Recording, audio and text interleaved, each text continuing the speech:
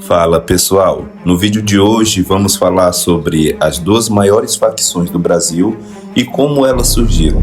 Logo depois, você vai conferir uma matéria sobre a possível aliança entre elas e o impacto que isso pode ter no país.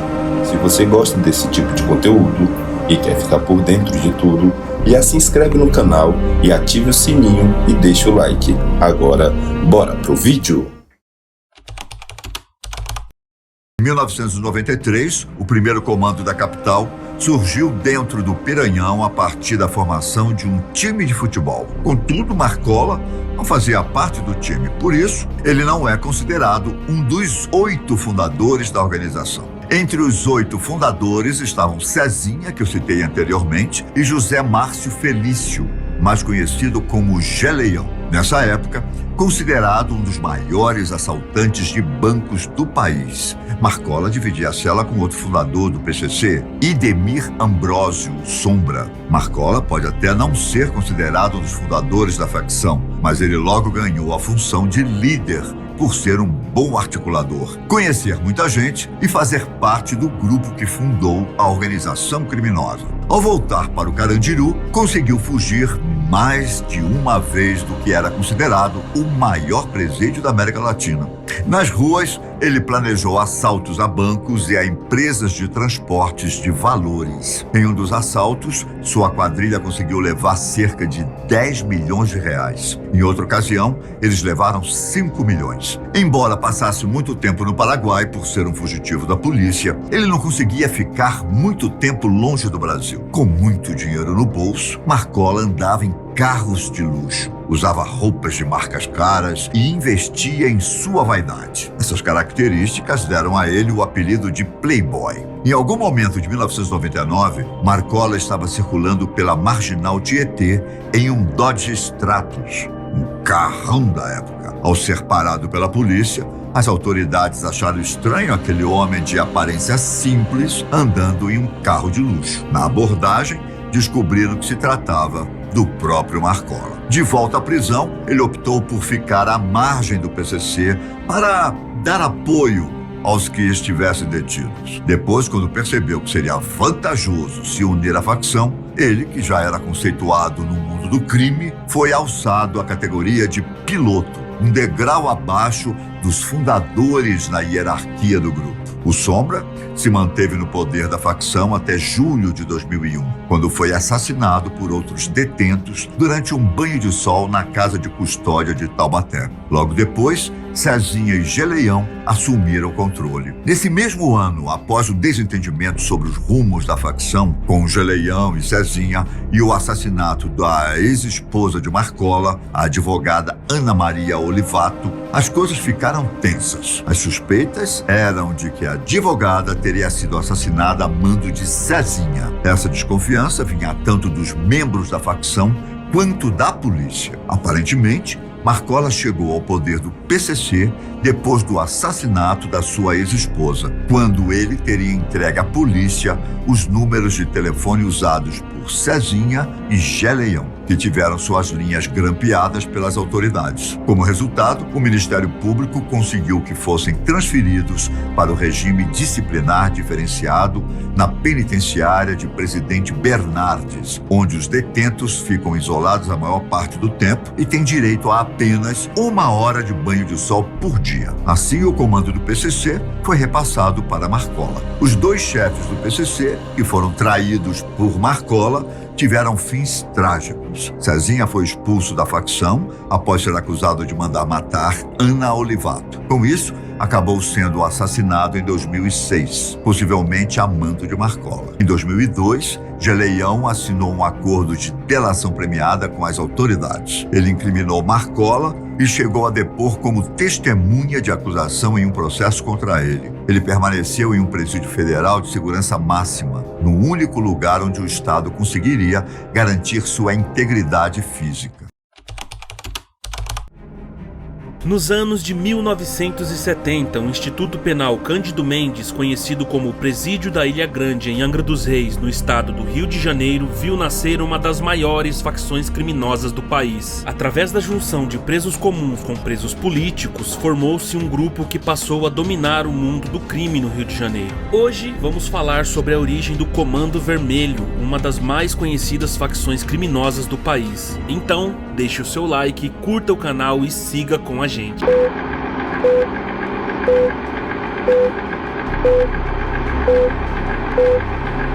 Nos anos 60 e 70, o governo ditatorial brasileiro encarcerava presos políticos junto com presos comuns. Sujeitos encarcerados por crimes comuns eram aprisionados no mesmo local que militantes políticos acusados de terrorismo. A ideia do sistema era de que os presos políticos fossem absorvidos pelos comuns, desmantelando dessa forma a resistência ao governo. A principal cadeia a protagonizar o encontro desses dois tipos de presos foi o Presídio da Ilha Grande, em Angra dos Reis, no Rio de Janeiro. Ao contrário do que pensavam os militares, esses homens trocavam experiências sobre formas de organização e sofisticação de ações criminosas. Os presos comuns aprenderam a fazer greve de fome, a organizar-se em grupos maiores, a ter cautela e a realizar um julgamento antes de matar outros presidiários. Com os presos políticos, eles aprenderam táticas de assalto a bancos, repartição de comida e bebida, contribuição em dinheiro para eventuais necessidades, como o pagamento de advogados e a ajuda às famílias dos membros de suas quadrilhas e a manter a união contra o Estado.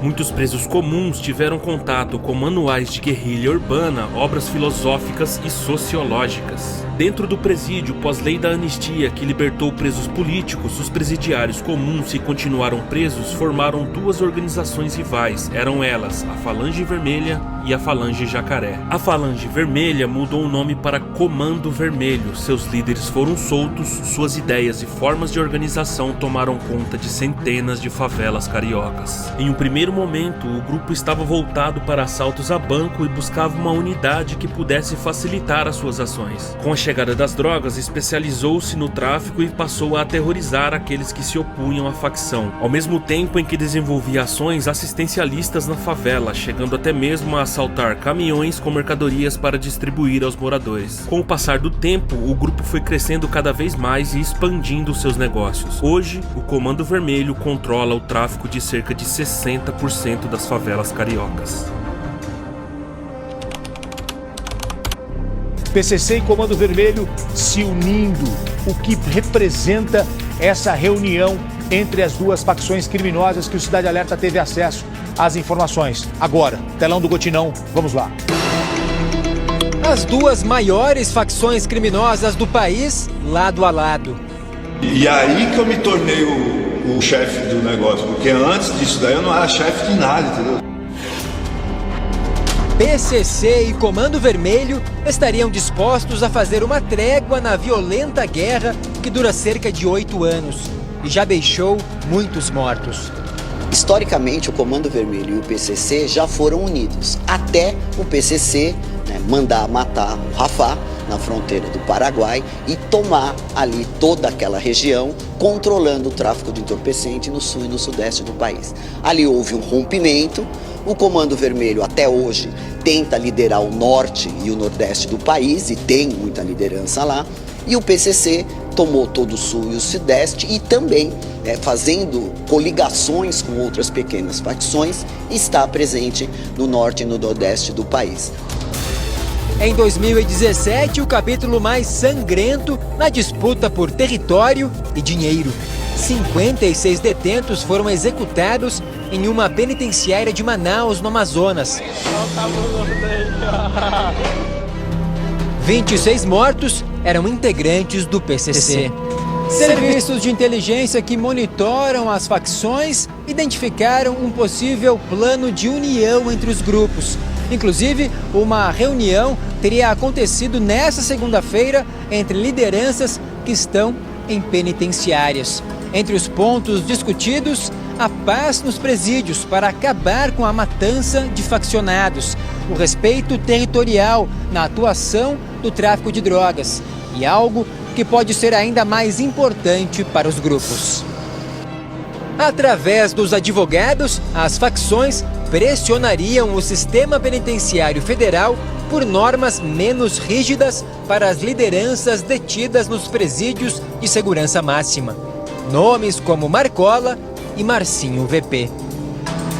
Apesar da alta hierarquia entre os demais faccionados, os detentos federais só podem receber visitação de advogados e parentes sob total vigilância.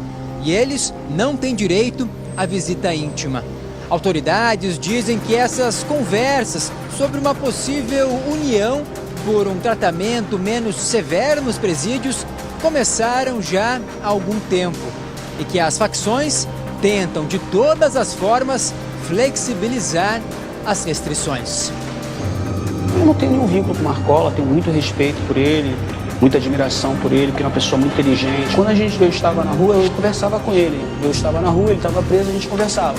E quando eu estive em RDD lá em Bernardes, eu fiquei 2 anos, quase 3 anos lá, ele esteve preso comigo nessa mesma época. Então, a maioria da cúpula do PCC estiveram comigo lá. O meu vínculo com ele, meu negócio era mais Rio de Janeiro. Então, o meu vínculo com ele era mesmo de amizade, não tinha... Eu nunca fiz nenhum tipo de negócio com o Marcola. A gente tinha apenas um vínculo de amizade mesmo, de cadeia. Uma ONG chegou a ser criada para que o pedido chegasse ao Supremo Tribunal Federal, mas o STF negou.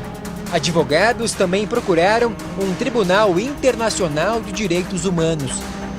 O acordo entre os grupos seria mais uma tentativa de mexer com o sistema. Não se nega que o Comando Vermelho e o PCC são as maiores lideranças. Mas daí, as duas se juntarem para eventualmente dividir o país em território, né, tentar de alguma forma enfrentar o Estado, tentar inclusive mudar uma legislação. Por quê? Porque a prisão em presídio federal de segurança máxima é por lei.